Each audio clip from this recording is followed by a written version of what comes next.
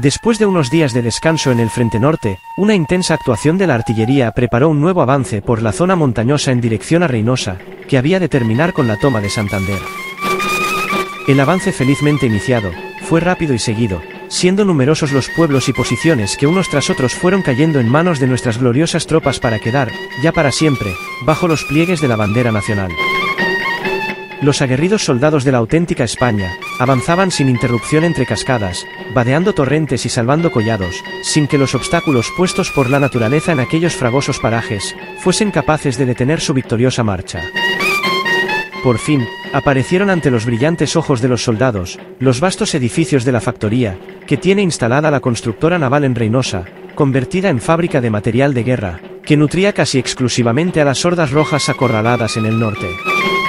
Aplazada por el mando la entrada de Reynosa hasta la mañana siguiente, los ocupantes quedaron rodeando la factoría conquistada, evitando con ello que pudiese ser destruida por algún golpe de mano de los marxistas.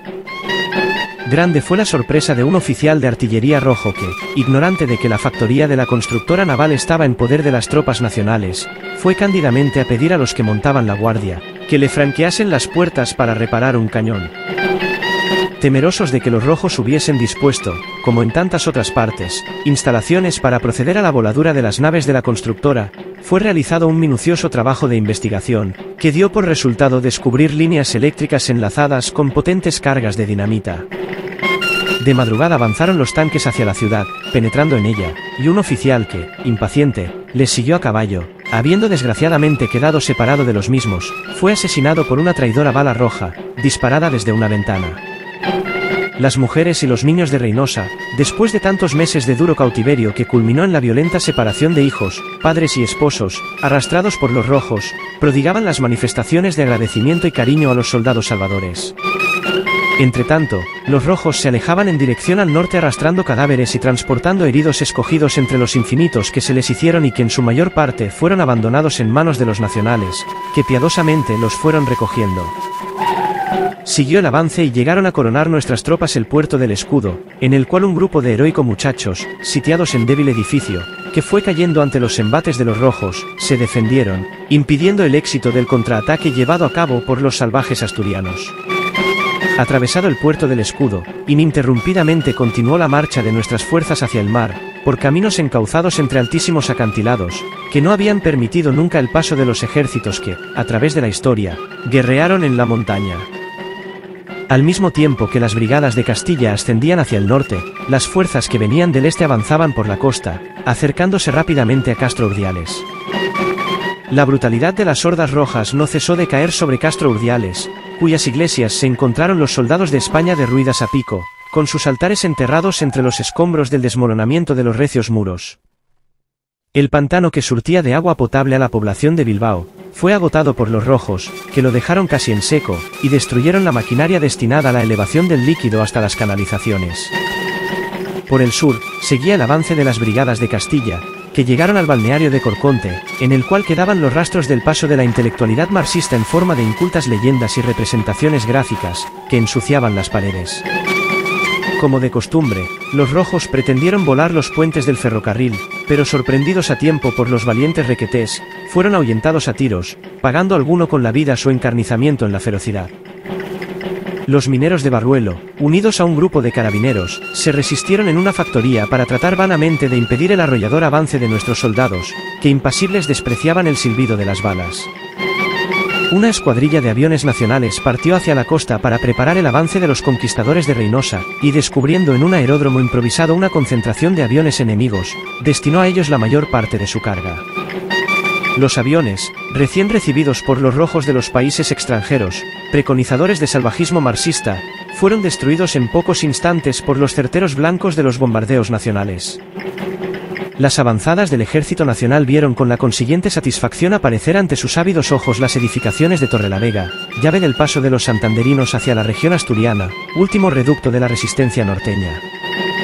El pánico que el avance de las tropas del generalísimo Franco produjo en los rojos de Santander es indescriptible, y nutridas colas invadieron las dependencias de la oficina de pasaportes de la capital de la montaña. Los que pudieron lograr autorización para el embarque, acudieron presurosos, formando una avalancha que llegó a los muelles, atravesando el cordón de milicianos, en pugna unos con otros para ser los primeros en embarcar. Al mismo tiempo, viendo los asturianos perdida toda esperanza de defender Santander, acompañados por los dirigentes rojos, huyeron en interminable caravana de automóviles, recorriendo tortuosos caminos de la costa cantábrica, que ellos consideraban todavía fuera de la acción de nuestras tropas. Antes de que las fuerzas nacionales iniciasen el ataque a Torrelavega, al cual ofrecieron los marxistas muy escasa resistencia, los carros de combate tuvieron que vadear el río, porque el puente de piedra había sido destruido por los dinamiteros. Al entrar las fuerzas en Torrelavega, pusieron en fuga a los rojos que quedaban rezagados y fueron inmediatamente a la cárcel, para poner en libertad a las mujeres, que una vez en la calle, iniciaron entusiastas manifestaciones vitoreando a sus libertadores. Algunos edificios habían sido preparados para volarlos con cartuchos de dinamita, pero la rápida irrupción de los valientes requetés, en el centro mismo del pueblo, impidió que la destrucción pudiera ser llevada a cabo. Por la noche, las muchachas presas de entusiasmo, se encaramaban a los carros de asalto y recorrían junto con los héroes las calles de la ciudad, a la luz multicolor de las bengalas y cohetes, con cuyo disparo se celebraba la victoria. En los almacenes de la Intendencia Militar Roja, se encontraron varios bidones de gasolina preparados en un camión, para ser retirados y grandes cantidades de vino, aceite, latas de conserva y diversos comestibles. Mientras nuestras tropas se iban apoderando de las distintas poblaciones ya próximas a Santander, los milicianos que guarnecían la capital de la montaña, viéndose totalmente perdidos, se entregaban a la bebida y ebrios cometían las mayores atrocidades. Cuantas personas de derechas o simplemente acusadas de fascistas por algún rojo, cayeron en manos de los alcoholizados marxistas, fueron conducidas a las inmediaciones del faro y despeñadas a las profundidades del mar. Las fuerzas de la Guardia Civil, Seguridad y Carabineros, de acuerdo con los elementos de orden, que se habían mantenido en la ciudad, aprovecharon la locura de los anarcomarxistas y se hicieron dueños de la población. Una comisión constituida por 3 jefes de los cuerpos levantados en armas contra los rojos, se dirigieron en automóvil hacia Torrelavega para rendir Santander al alto mando nacional, llegando mientras se celebraba la primera misa posterior a la liberación. Aceptada la rendición sin condiciones, las fuerzas del generalísimo Franco entraron en Santander entre el júbilo de los ciudadanos que habían vivido sometidos al infernal yugo marxista y creían soñar al verse al lado de nuestras tropas. La Intendencia Nacional procedió, como en todas las poblaciones recuperadas, al inmediato reparto de pan entre los diferentes locales destinados a su expedición, dando nueva muestra de la perfección de tal servicio. Y la bandera nacional ondeó en repetidos lugares de la capital marítima de Castilla la Vieja, destacando sobre el azul del cielo los colores encendidos de la bendita enseña que hicieron vibrar de entusiasmo a los buenos ciudadanos que podían por fin gritar ¡Viva España! Las manifestaciones de entusiasmo de los santanderinos liberados del yugo rojo no tenían fin, y la alegría se desbordaba por aquellas calles que inundaron más de un año la sangre, el dolor y las lágrimas de los mártires de España. Los milicianos rojos iban presentándose a nuestras fuerzas que, formando nutridas columnas, los conducían a los campos de concentración, donde se les enseñaban las verdades de la fe y las excelencias del patriotismo. El puerto de Santander vio reanimado su tráfico con los desembarcos de las grandes cantidades de materias alimenticias remitidas desde diversos puertos nacionales, para ser repartidas entre los famélicos habitantes de la ciudad liberada. 2 comedores del auxilio social funcionaron desde el primer momento con su proverbial actividad, dando de comer a los innumerables concurrentes a los mismos que quedaban admirados ante el contraste del trato que respectivamente les dieron los rojos y les daban los blancos. Entretanto las fuerzas de nuestro glorioso ejército avanzaban por la costa santanderina, llegando a la vista de la pintoresca población de San Vicente de la Barquera que recostada junto a las tranquilas aguas de su ría esperaba la liberación. La víspera misma de la entrada de nuestras tropas en San Vicente de la Barquera, los rojos asesinaron a 3 guardias civiles que habían ido con ellos de Bilbao a Santander y de Santander al citado pueblo, con el pretexto de que habían sostenido el criterio de que era inútil toda resistencia. La aviación roja intentó oponerse al avance hacia Asturias de nuestros soldados, pero la artillería antiaérea nacional debidamente emplazada dio al traste con las malas intenciones de los rojos derribando numerosos aparatos. A pesar de la resistencia opuesta por los marxistas, las columnas motorizadas de nuestro glorioso ejército, después de conquistar numerosos pueblos de la provincia de Santander, internáronse en el territorio asturiano, llegando ante los famosos picos de Europa. A las 8 de la mañana del día 6 de septiembre los requetés navarros entraban a la Bayoneta en Llanes atravesando su frondoso parque, en cuya arboleda crepitaban como las gotas de la lluvia las balas disparadas por los piquetes rojos emboscados en las inmediaciones. Las casas señoriales de Llanes fueron profanadas por las turbas rojas, que gozaron registrando los muebles para robar cuanto les vino en gana y se ensañaron en las obras de arte, sometiéndolas a los excesos de su burdo humorismo. También la iglesia de Llanes sufrió excesos de los rojos, que la convirtieron en cuadra caballar y depósito de municiones y materias alimenticias, todo lo cual fue retirado rápidamente por nuestros soldados, para preparar la celebración de la Santa Misa. Para continuar el avance por las carreteras de montaña del abrupto Principado de Asturias, fueron cargadas en camuflados las potentes piezas de artillería arrebatadas a los rojos en nuestro victorioso avance, que el alto mando no creyó prudente interrumpir para poder acabar antes del invierno con el frente del norte. El aeródromo de Llanes. La toma de Llanes vino completada con la conquista de su espléndido aeródromo, que será en adelante una de las bases de nuestra aviación. Llanes redimida se desbordó en entusiasmo y vivas a España y a Franco, y empezó a comer pan blanco y tierno, que auxilio social les repartía. Indalecio Prieto ascendido a sargento. Siguiendo el avance por la costa, las brigadas navarras se apoderan de Cabo Prieto, y para reírse de Indalecio idem, asciende a sargento al Cabo Prieto, y cumplido este acto de justicia siguen su marcha hasta cerca de Celorio, desalojando de sus trincheras a la Bayoneta a los rojos, fuertemente parapetados. Conquista de Ribadesella. Mientras tanto, por el sur del frente oriental avanzaban los nacionales, obligando a los rojos a replegarse sobre la línea del Sella. Desconcertados, sin saber si oponerse a los del sur o a los del norte, estos avanzaron, protegidos por la artillería y la aviación, hasta Ribadesella, entrando en la ciudad ribereña. El copo fue completo, cientos de prisioneros, evadidos y mucho material de guerra. La zona de los picos de Europa para España. Con esto quedaba rebasado el imponente macizo de los picos de Europa. Los que allí estaban tuvieron que huir al oeste, pues los nuestros, lo mismo escalaban montañas de 1000 metros, que recorrían valles y atravesaban ríos a nado, limpiando aquella extensa zona, que ya era de España. Todo un batallón rojo de trabajadores se pasó a nuestras filas, con los instrumentos de trabajo. Escalando el Mazuco. Una de las conquistas más duras, fue la del Mazuco, puerto que cierra el camino a Ribadesella. Cumbres desde 500 a 2000 metros, 80 batallones rojos escogidos, mucho material bélico y escuadrillas de aviación. Tal fue el enemigo que se oponía a las brigadas navarras, y que contraatacó 4 veces. Derrota de los rojos en el Mazuco. El combate duró desde las 7 de la mañana a las 10 de la noche. La primera brigada navarra hizo 4000 disparos de cañón y 280.000 cartuchos. Intervinieron en el combate 60 aviones, que derribaron a 8 aparatos rojos. Los nuestros, trepaban monte arriba, soslayando las ráfagas enemigas. Por fin, a las 10 de la noche, huidos los rojos, ondeaba en el Mazuco la bandera nacional. La bandera nacional en la Cruz de Covadonga. Otro de los hechos heroicos de las brigadas navarras fue la toma de la Cruz de Covadonga, imponente montaña, que parecía imposible tomar, y sin embargo, previa preparación artillera, las brigadas allá subieron, para plantar la bandera nacional. Los navarros regalan Covadonga al caudillo en su fiesta.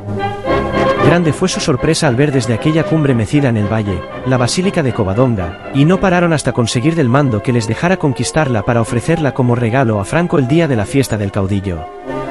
Y oran emocionados en la cueva de la Santina. En efecto, como al bajar sobre Bilbao bajaron los navarros por aquellas pendientes de manera fulminante, sin dar tiempo a los rojos para incendiar la basílica, y a los gritos de ¡Viva España!, conquistaron aquella cuna de la Reconquista, arrodillándose devotos y llorosos en la Santa Cueva, donde antes se veneraba a la Santina. La línea del Sella atacada de revés.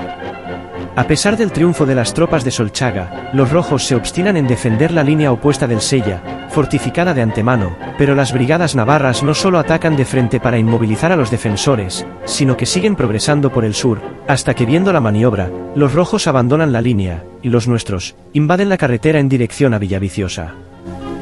Conquista de Cangas de Onís. Por el sur, las tropas de Franco se apoderan de Cangas de Onís, que los rojos abandonan, después de incendiarla y volarla, dejando en la miseria a sus pobres moradores. Pero el paso de milicianos, no solo no cesa, sino que sigue en aumento.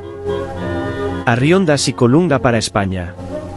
Tras Cangas de Onís, cae a Riondas, nudo importantísimo de 6 carreteras generales y 3 secundarias, además de la importante estación del ferrocarril a Oviedo. Tras Arriondas, las brigadas navarras, en dirección a Villaviciosa, ocupan Colunga. En fin, las victoriosas tropas siguen cayendo en tromba hasta el corazón de Asturias.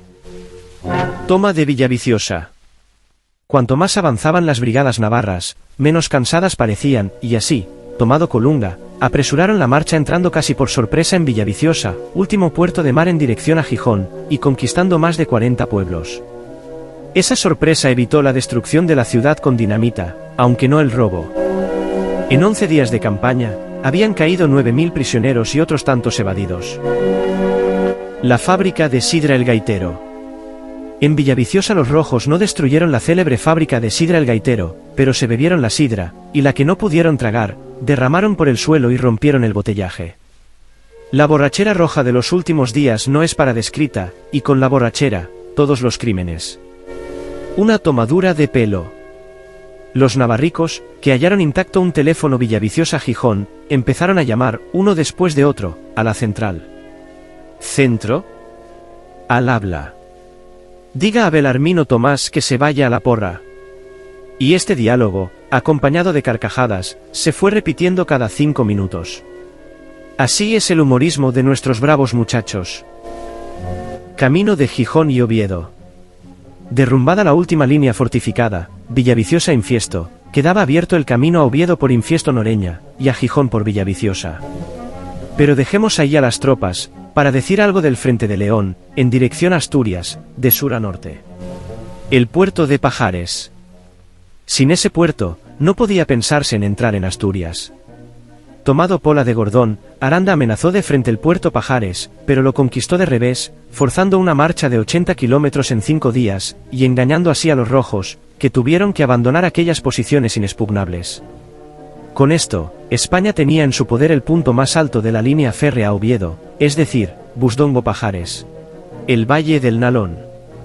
En el frente sudeste era necesario avanzar nuestras líneas, no solo para amenazar la inmensa bolsa que se formaba hasta Pajares, sino para iniciar la marcha por el Valle del Nalón, en dirección a Pola, Sama de Langreo y Oviedo.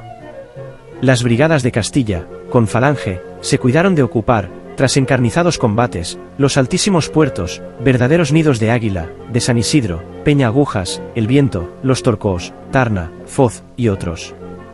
Ha sido quizás la etapa más dura de la campaña, con lluvia, viento, frío y terreno duro. La gran tenaza del sureste. Metidos en la inmensa bolsa Pajares-Vega-Cervera-Foz, los rojos hicieron marcha atrás, de manera escandalosa, dejando en nuestro poder muchos pueblos, entre ellos Valdeluquera, Canseco, Cármenes y Golpejar, pero completamente saqueados, volados e incendiados. Las gentes salían al encuentro de nuestras tropas, como espectros ambulantes y hambrientos. Barbarie marxista pura. La unión con los bravos de Covadonga. Todavía más al este, quedaba la inmensa bolsa que, arrancando de los inaccesibles pasos de Oseja del Ajambre, envolvía los picos de Europa, para cerrar en Covadonga. Pero esta bolsa se cerró casi automáticamente, uniéndose las brigadas de Navarra por el norte, con las banderas de Castilla por el sur. Miles de milicianos quedaron copados, entregándose con su armamento. Una observación importante. La campaña en la divisoria León-Asturias se ha llevado a cabo en el terreno más abrupto de Europa, cotas de 1500 y 2000 metros sin caminos vecinales, desfiladeros encharcados y dominados por la artillería enemiga, cuevas disimuladas a la aviación, llenas de municiones, nieblas espesas que dificultan la visibilidad, etc. Basta decir que el trazado del ferrocarril León-Oviedo es el asombro del mundo y el orgullo de nuestros ingenieros, tales son las dificultades de su trazado. Se inicia la tenaza final.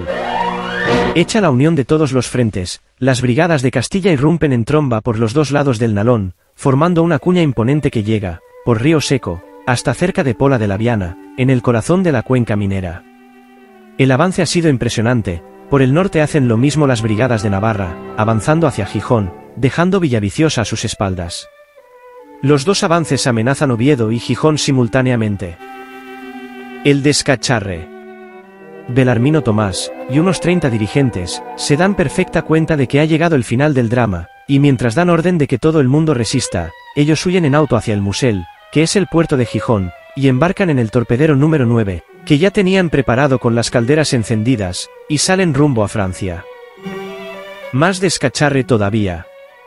Al darse cuenta de que Tomás prepara la huida, le imitan los rojos, los cuales, en más de 300 autos hermosísimos, se trasladan al Musel y embarcan en muchos barquitos, y pretenden retener a Belarmino, pero este les grita: no temáis, seguidme, que fuera del puerto nos aguarda la escuadra francesa, para proteger nuestro viaje a Francia. Así consumaba el engaño ese bribón. La desbandada por mar. Los rojos, rabiosos por la derrota, hunden en el Musel un barco mercante que, averiado, estaba inservible, y un submarino a la entrada del puerto. En docenas de barcazas y vaporcitos, salen fugitivos, pero, desencadenado un fuerte temporal, unos naufragan, otros son socorridos por buques de mayor tonelaje, otros son apresados por la escuadra de Franco. El triste destino de los rojos asturianos.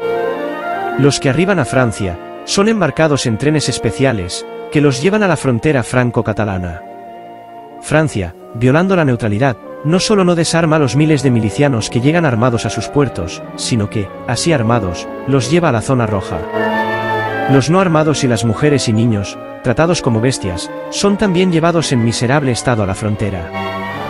Lo robado por los ladrones rojos. Los dirigentes rojos no se fueron solos, consigo llevaron cuanto habían robado, no solo dinero y valores, sino también joyas y objetos preciosos. Desvalijaron todos los bancos, sacaron todas las cuentas corrientes y dejaron sin un céntimo a las derechas asturianas. Esa es la repartidora puesta en práctica. Se inicia la liberación de Gijón. Ante la desbandada de los rojos, las derechas de Gijón, a pesar de su estado de miseria física y de sus sufrimientos pasados, se echaron a la calle a los gritos de «Viva España, viva Franco!». Y llegándose a la cárcel, soltaron a todos los presos, requetés, falangistas y demás derechas, los cuales salieron de la cárcel locos de entusiasmo, repartiéndose armas y colocándose en los puntos estratégicos de la ciudad, para su vigilancia. En busca de las tropas de Franco.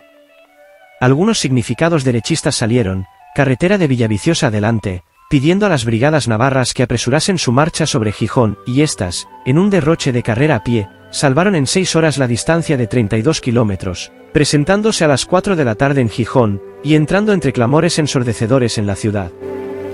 Se derrumba el frente norte. 5 columnas atraviesan por distintos puntos el Nalón desde Pravia, y avanzan sobre Avilés, que queda ocupado al anochecer. Con esto el frente norte, tanto oriental como occidental, deja de existir. La última víctima nacional. Un valiente aviador, que había salido para comprobar la tranquilidad de Gijón, se dirige luego sobre Avilés, volando tan bajo que un rojo dispara y logra herirlo mortalmente. El aparato se salva, pero al aterrizar, el piloto era cadáver. Loor al último soldado muerto en la reconquista de Asturias. Se derrumba el frente sur. Los rojos del Frente Sur, al saber la rendición de Gijón y Avilés, abandonan las armas y huyen. Los nuestros, les persiguen, y los de Pajares saltan hacia Lujo y Mieres, los de Rioseco a Pola de la Viana, Sama de Langreo y La Felguera, y los de Grado, a Oviedo, haciendo finalmente su entrada en la capital el heroico Aranda con sus tropas. El Frente Rojo de Asturias, pasa a la historia. La labor de 5 días. En tan breve lapso de tiempo, Asturias es recorrida totalmente por las tropas, abastecida por auxilio social, reconstruida en sus carreteras y puentes volados por los marxistas, y cruzan en todas direcciones los ferrocarriles del norte, asturianos y otros. También se reconstruyen las redes telegráficas y gran parte de las telefónicas. Esta es la España de Franco.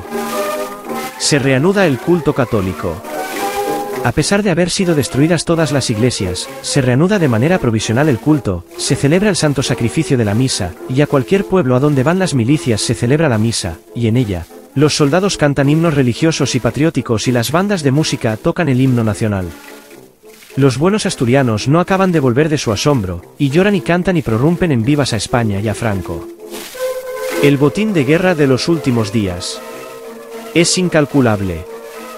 Más de 60.000 prisioneros y evadidos, más de 120 cañones, 700 ametralladoras pesadas y ligeras, 32 tanques rusos, más de 2.000 coches ligeros y camiones, unos 35.000 fusiles, millones de cartuchos y proyectiles, ambulancias, parques de ingenieros y de intendencia, entre ellos, uno con cerca de 1.000 toneladas de harina, 100 de azúcar y 16 de tela caqui.